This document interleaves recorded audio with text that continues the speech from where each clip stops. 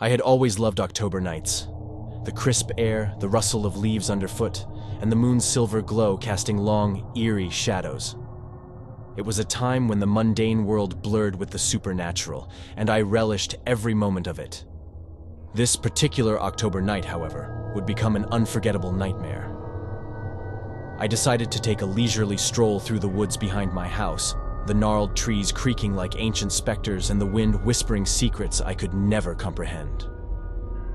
The moon hung low, shrouded by a tapestry of clouds that seemed to mimic the hands of a witch's spell, weaving darkness and uncertainty. As I walked deeper into the forest, the night air grew colder, and I felt a shiver creep down my spine. Ignoring my unease, I continued, guided by the faint flicker of a distant light. It danced through the trees, an ethereal beacon that beckoned me forward. I followed it, convinced it was just a friendly neighbor's lantern. But with every step, the forest seemed to close in on me, its trees becoming twisted, nightmarish sentinels that whispered malevolent secrets. My heart raced, and I quickened my pace, my breath coming in shallow gasps. The light ahead continued to elude me, as if it were a phantom always just out of reach. The trail I followed grew narrower, and the trees pressed in, their branches clawing at my flesh like skeletal fingers. I stumbled, crashing to the ground, and that's when I saw it. A dilapidated cabin hidden in the heart of the woods. Its windows were shattered, and the door hung ajar, swinging back and forth in the breeze. My curiosity overcame my fear, and I entered the cabin. The air inside was thick with the scent of decay, and the walls were adorned with strange symbols etched in blood-red paint. Cobwebs clung to the ceiling like grotesque chandeliers, and the floor was littered with decaying animal bones. As I ventured further into the cabin, I heard a soft, mournful whisper, like a lament from the depths of hell. It echoed through the empty chambers, and I followed it to a rickety staircase leading down into a basement. The whisper grew louder, more insistent, as I descended into the abyss. In the basement, I discovered an ancient tome, its pages bound in human skin. The whispering had transformed into a cacophony of anguished voices trapped within the book's cursed pages. My hands trembled as I reached for it, drawn to its malevolent power. I couldn't resist. I opened the tome, and the darkness inside seemed to seep into my very soul. Suddenly, the ground shook, and the cabin quivered as if it were alive.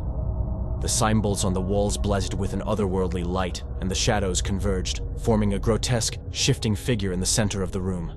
It was a nightmare made flesh, a creature born from the darkest depths of the human psyche.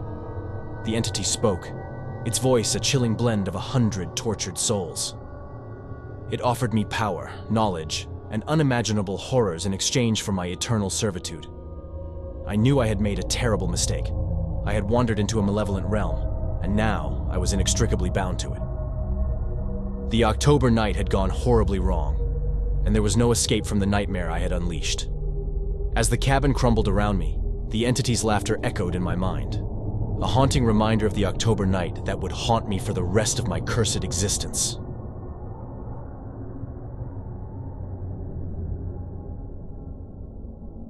I had always cherished the eerie charm of October nights, the way the moon cast a silvery glow on everything it touched, turning mundane scenes into something magical.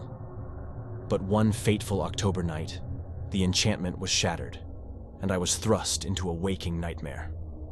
It was a chilly evening, and I decided to take a solitary walk along the old winding road that led to a centuries-old cemetery on the outskirts of town. The autumn leaves, bathed in moonlight, carpeted the path in a mosaic of reds and yellows, creating an otherworldly ambiance.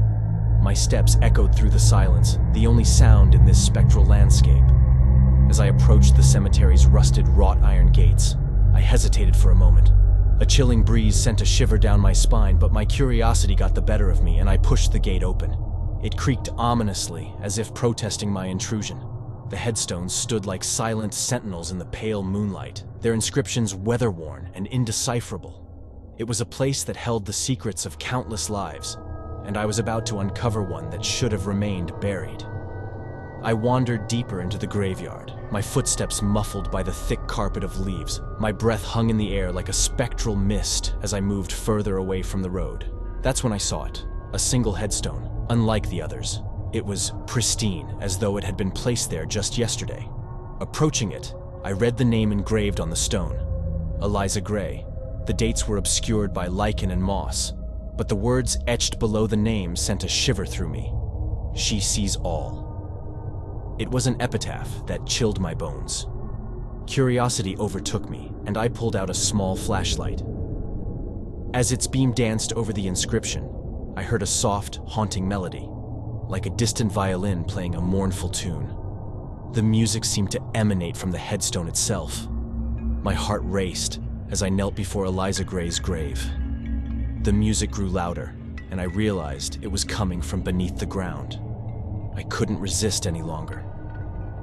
With trembling hands, I began to unearth the earth around the headstone. As the dirt fell away, I uncovered an ornate wooden box, adorned with strange symbols and lined with ancient silver. The music grew louder still, and my pulse quickened with every scrape of soil. I carefully pried open the lid, revealing a porcelain doll, its eyes painted in a sinister shade of crimson. The doll's eyes flickered to life, and it stared directly into my soul. Its voice, a whisper laced with the sorrow of ages, seeped into my mind, commanding me to return what I had unearthed. Panic gripped me as I struggled to put the doll back into its tomb, but the grave wouldn't take it. Desperation coursed through my veins, and I fled the cemetery, leaving the unearthed doll behind.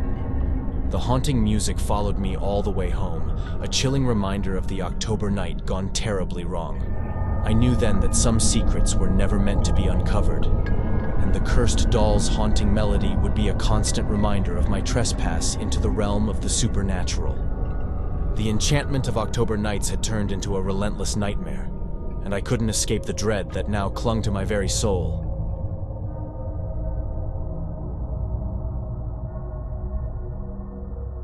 October nights held a special allure for me, a fascination with the eerie and the unknown. On this particular evening, as the moon hung low, I decided to explore the abandoned asylum that had loomed on the outskirts of town for decades. It was a relic of a darker past, a place rumored to be haunted.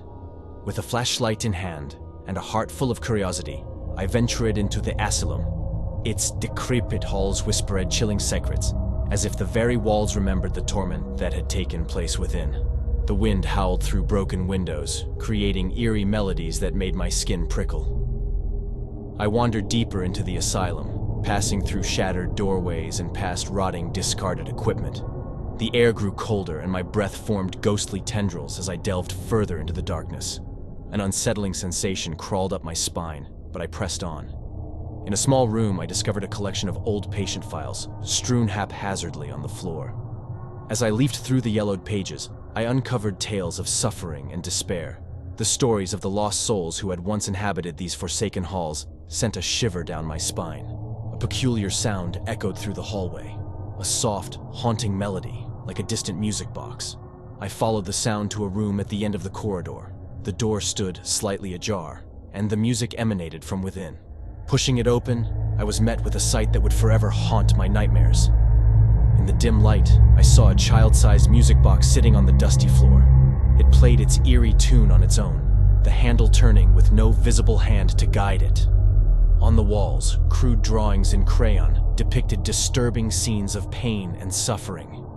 Each image seemed to twist and writhe in the flickering light, coming to life in the most dreadful way. The music box's song grew louder and more dissonant, and I tried to flee, but the door slammed shut, trapping me inside. Panic surged as I desperately turned the handle of the music box, trying to silence it, but the melody only grew more chaotic. The room itself seemed to warp and contort, its walls closing in on me. Whispers filled the air, a cacophony of lost souls' despair. I realized I was not alone. The spirits of the asylum's tormented patients encircled me, their eyes hollow and accusing. In a final, desperate act, I slammed the music box onto the floor, shattering it into 1,000 pieces. The room fell silent, and the walls returned to their normal state.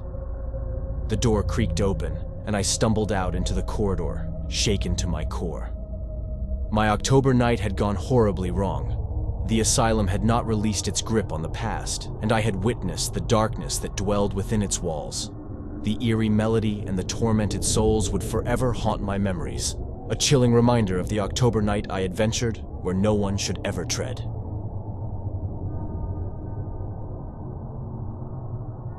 If you enjoyed the video, please make sure to smash that like button and subscribe for more scary horror stories.